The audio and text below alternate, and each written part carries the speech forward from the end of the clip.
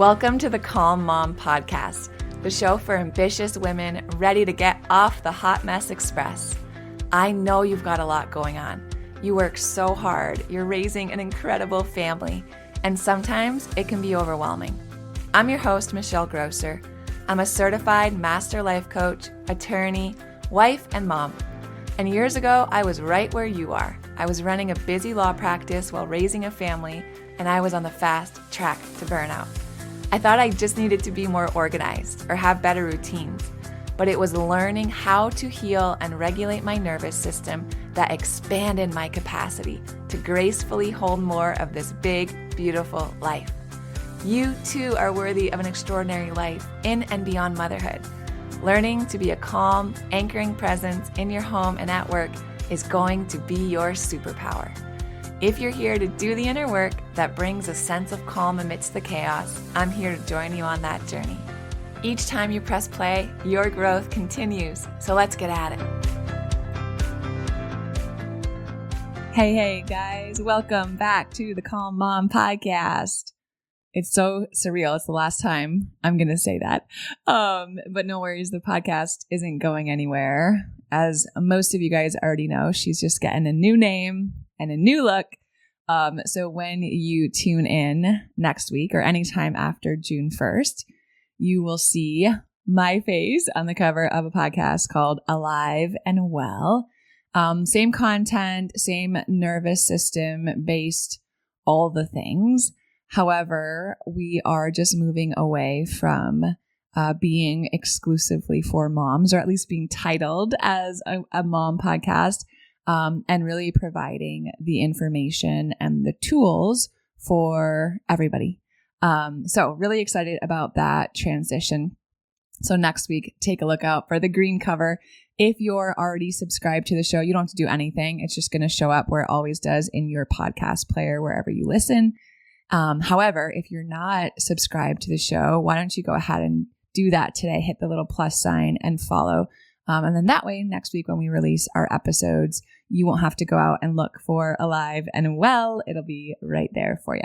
Okay, so today on the show, we're going to talk about something that I think hits close to home for so many of you guys, and that's mornings. So a few months ago, I sent out an email asking you guys to respond if you wanted some tools to help regulate your nervous system. And then in doing that, I responded back to you and I'm like, do you tend to be higher energy or lower energy? Because that will impact what I recommend, right?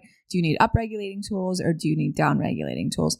And so many of you responded and are like, man, I struggle with mornings, right? Maybe you've even said that before. Like, I'm just not a morning person.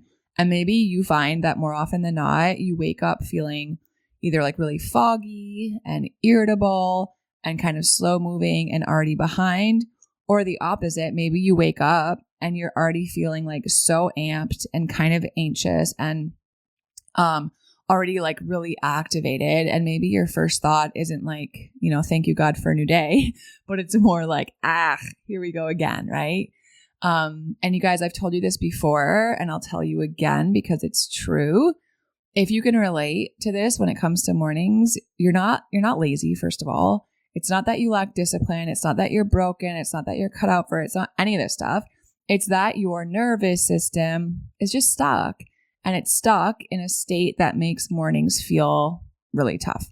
So what I want to do today is let's unpack what might really be happening in your body when the mornings feel tough. And then I want to give you guys some really practical handles and tools with kind of nervous system base that will help you, that will actually work. Okay.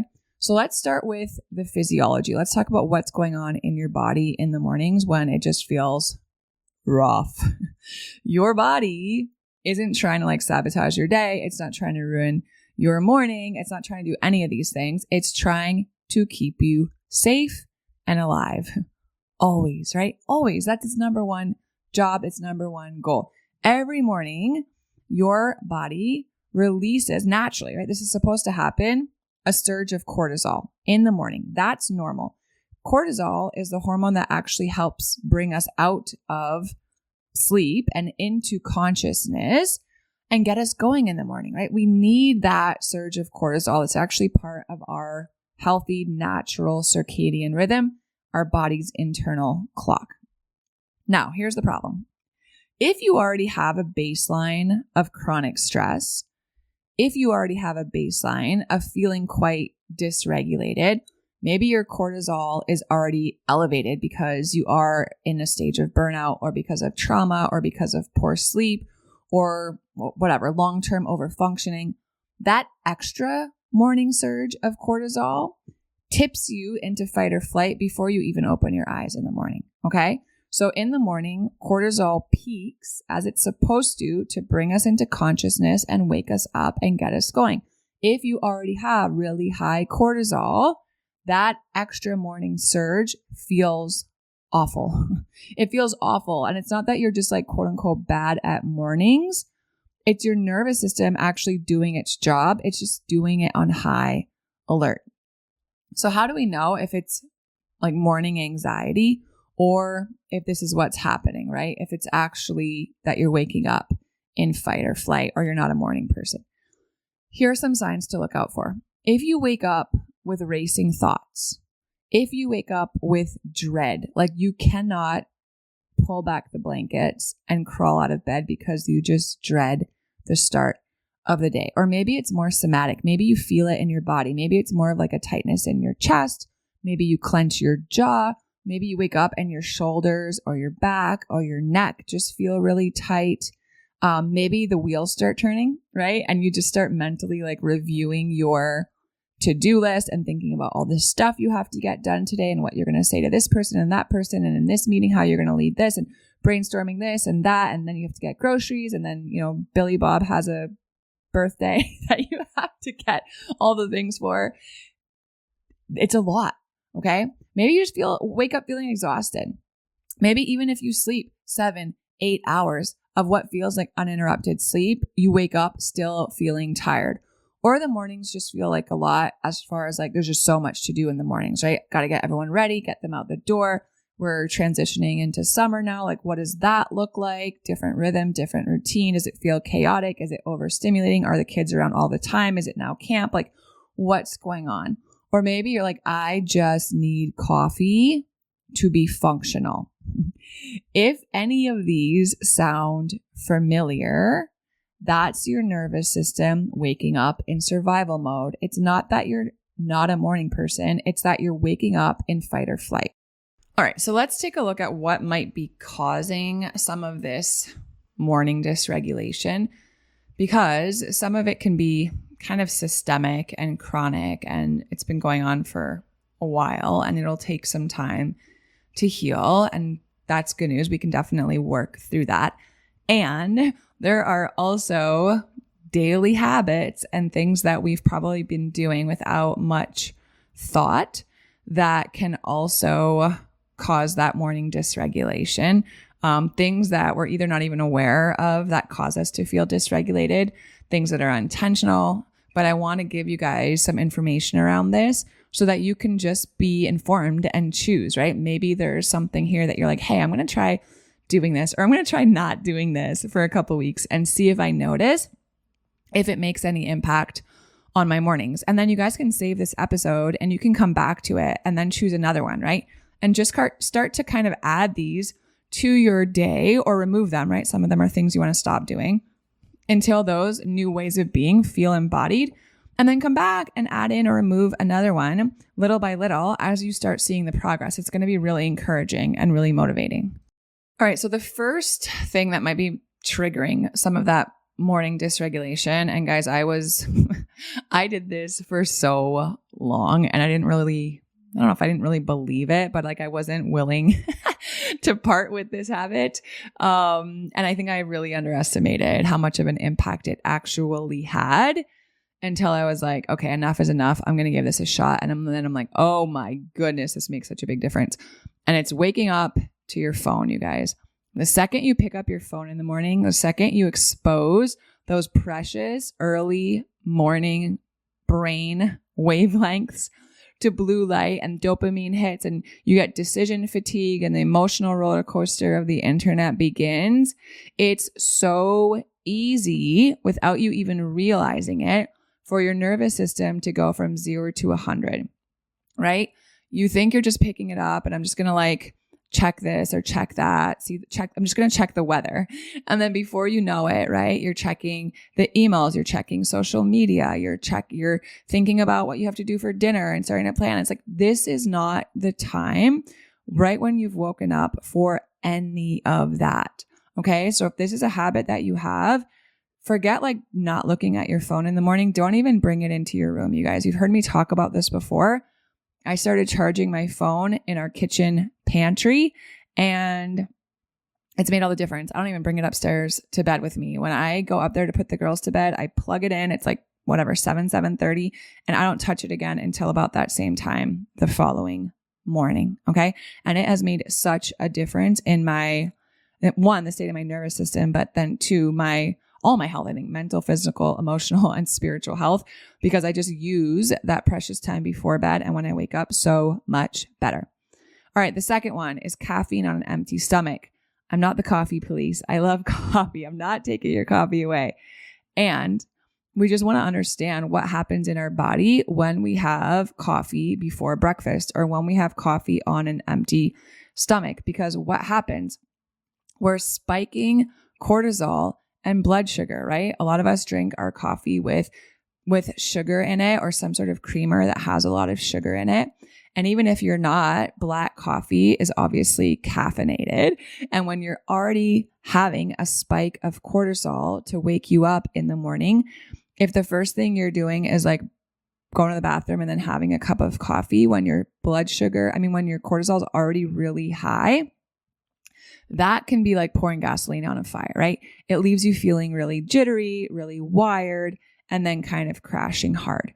So if you're going to have coffee in the morning, the best thing to do is just have some protein and fat would be ideal, either with your coffee or before your coffee, right? Have a hard-boiled egg while it brews.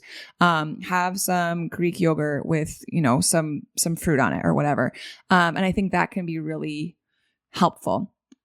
And then the other thing is that if you can just wait a little bit, it's really helpful too, because if you can wait 30 to 60 minutes after you've woken up to have your first cup of coffee, that spike of cortisol that woke you up will start to come down and start to balance. And then you can have your coffee and it won't have such of an impact on that like jittery, wired feeling. And this is what I do. When I wake up, I have herbal tea because I like to have something just like warm and tasty while I have my morning time. And then once my morning gets going, I'll have, breakfast. And then after breakfast, like around between 8 and 9, probably, I'll make my cup of coffee. And it's like my little ritual. That's usually the time where I'll like snuggle the girls, read with them, or do something in homeschool with them. But like I really enjoy having my coffee at that time instead of just kind of like chugging it first thing when I wake up with everything else that's going on. So if you're willing, I think that would be a good one to try. That would have a big impact on how you feel in the mornings. And then when it comes to what we're putting in our body, right, we have to fuel our brain and our body in order to feel regulated. So if you are chronically skipping breakfast, that's the next thing that triggers morning dysregulation.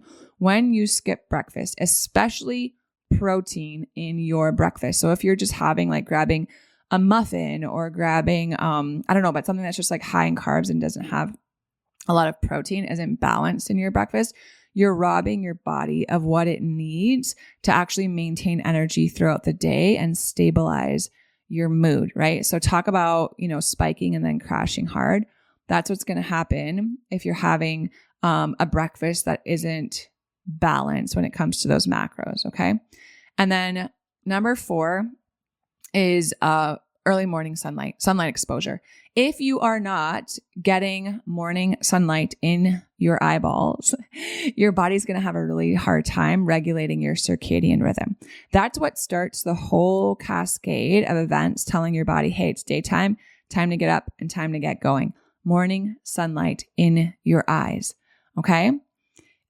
That also, morning sunlight, helps to support healthy cortisol and melatonin patterns because those are part of the circadian rhythm, right? The sequence of events that your body undergoes every single day in that rhythm of morning and evening, right? Day and night, so that we feel energized during the day like we're supposed to. And then we start to feel sleepy in the evenings and can sleep at night when we're supposed to and wake up feeling really well rested, right? Optimizing that circadian rhythm. And a huge part of setting that up in the morning to do what your body needs to do and release that chain of reactions through your body is getting morning sunlight.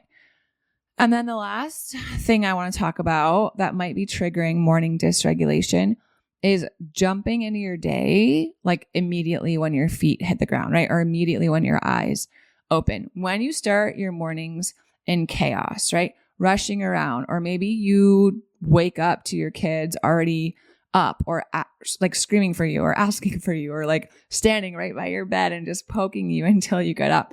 Or maybe you start multitasking, from the moment you get out of bed and you're trying to do 5 things at once. What you're doing there is you're reinforcing that sympathetic dominance of your nervous system, right? You're reinforcing, not safe. We got to go. All this stuff needs to happen. It's all on me, right? Go, go, go, go, go, go, go energy. And your body never gets that chance to start the day feeling safe and grounded, right? And all the other things that help us have good, sustainable energy throughout the day. And that's the thing, like we just weren't created to live that way, right? We weren't created to start our day in like this panic and this fear and this frenzy. Our birthright is peace. Our birthright is power. Our birthright is a sound mind and clarity. But we have to choose rhythms that actually reflect that truth, okay? So maybe just ask yourself, get curious. Like, do you wake up feeling energized and rested? Or do you wake up feeling anxious and behind, right? Do you wake up and what's the first thing you do in the morning? Just think about it right now. Like when you wake up, what's the first thing that you do in the morning? Or what's the first thought that you have in the morning? How does that action, behavior, or thought affect how you feel, right? Is it helpful? Is it life-giving? Are you giving yourself margin to start the day more slowly, right? Can you create time and space in your morning? And I'm sure you can, because I have clients who have very full lives with a lot of kids and a lot of responsibility at work who create margin in the morning. So if you're telling yourself, well, I can't do that because of X, Y, and Z, I have to be at work at this time, or I have to bring the kids here, I have to feed them this or whatever, those are your excuses. And if you want to hold on to them and keep them, by all means, go for it. But I promise you that if you really want mornings to feel different, you can get creative and create more margin to start your day more slowly instead of rushing from the second you wake up. And that feeling, that intention, that margin will flow through the rest of your day. And that feels so good. And then I think the last thing I would ask myself is like, get really honest about the stories you're believing about what mornings have to look like. Like how often are you like, mornings are so crazy, right? No one listens in the morning. Like mornings are so chaotic. Why are we always running late? No one's ready, right? The kids don't fill their water bottles and like whatever it is. What stories are you believing about what mornings, quote unquote, have to look like? And start questioning them, because I would venture to guess that if you look at them with a critical eye, and I mean that in a good way, right? From curiosity, you can probably start poking some holes in those stories, and they are not actually true, right? Or they don't have to be true. You have more agency and more autonomy than we realize sometimes, right? We have more control than we think. So awareness is the first step to regulation. All right, so let's talk about a really few like practical swaps for you if mornings feel rough. Here's what I recommend trying. How many do I have here? I have 5. All right, so we'll go through these fairly quickly. I think this is going to be helpful. So the first thing, just ground yourself before getting out of bed. Like wake up, and you don't have to like get out of bed right when you wake up, okay? Wake up and let yourself ground before your feet touch the floor. You can do it before your eyes even open, right? Before you reach for your phone, you're not going to do that because you're going to be charging your phone in another room. Take a 1 minute, 60 seconds. Can you connect with your breath, right? Can you do a body scan? Can you just place a hand on your heart and one on your belly and breathe, right? Breathe in for 4, breathe out for 6. Do that for 1 minute, right? Set yourself an intention for the day. What are you calling in? What do you want to experience? How do you want to feel? And let that just be for a minute and then start your day. It seems so simple. It seems so little, but it really makes a difference. And then you're going to get up and then you're going to open your blinds, right? And you're going to get some sunlight. I don't care if it's cloudy outside. As soon as the sun rises, get yourself by a window, go stand outside, drive, your kids or yourself wherever you got to be without your sunglasses on. Get natural light in your eyes, and that will help your body start producing, first of all, serotonin, right? Like hello mood boost, and then really getting that cortisol rhythm aligned. If you can do it outside, all the better. I do my workouts in the morning. We live in a tall, skinny house in Houston, downtown Houston. So we have a 4th floor. That's our homeschool room. And it has a big balcony on it. And that faces east. So in the morning, I try to time my workout so I can be up there around 6:30, 6:45 when the sun kind of comes up over the skyline. And then I take a minute, right? I can pause my workout. I go outside and I just sit there sometimes for a few minutes, or I just open the door, or I just make sure that I'm facing outside. I have a big wall of windows up there. So I can really let my eyes take in the wavelengths of that light in the sunrise to really help my body set my circadian rhythm. Okay.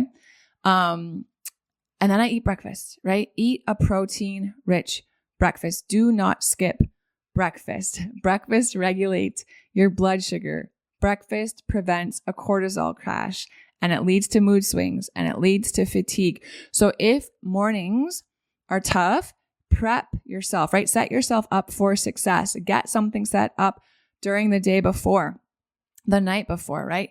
Can you just if you don't have time to hard boil eggs, can you just buy, I buy a 6-pack of hard boiled eggs when I don't have time to make and peel them myself, right? Can you have nut butters on hand? Can you have turkey sausage that's pre-cooked? Can you make those little scrambled egg cups that you bake in a muffin tin with some herbs and veggies and stuff in there, right? Can you at least make yourself a protein shake? Get something in your body that isn't just empty carbs, right? And then what we talked about with caffeine, pushing caffeine back, or at least consuming caffeine when you already have a little protein or a little something in your belly. Okay. Give your body some time to wake up naturally before stimulating it even further by putting all that caffeine in your body. Okay. You're going to be surprised by how much better your energy stabilizes when you do this. And then the fifth practical swap, you guys, low stimulation start. I cannot tell you, as a group, us moms are the most overstimulated group of people on this planet, right?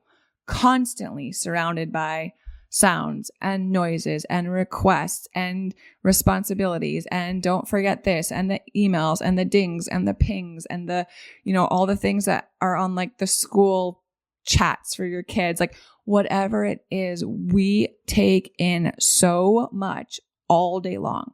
Can you protect the early morning, right? No scrolling, right? Set a boundary for yourself. I don't pick up my phone until X time. I actually have an app on my phone. It's called Freedom app. I think it's free, but I basically went through my phone and chose the apps that I want this app, Freedom, to block. So I have WhatsApp blocked. I have all my social media blocked. I have a few other things. It's all blocked until 10 a.m. And if I am maybe I had a rough night, last night, kids were in my bed, and and I'm like just kind of going through the motions, and I automatically, my finger just goes to Instagram, it pops up and it says, no, like your time is protected, or go do something good for yourself. Or like it gives me this little reminder, like, nope, you're not just mindlessly going to be doing this, at least until 10 o'clock, right? Protecting that early morning time for me. It's giving me a low stimulation start to the day. Can you, be like, I'm not going to multitask, right? I'm not going to have loud music going. I'm not going to like be rapid firing decisions. I'm not going to have, the fluorescent lights on in the office. I'm going to try like soft music on my drive to work instead of listening to like really sensationalized news.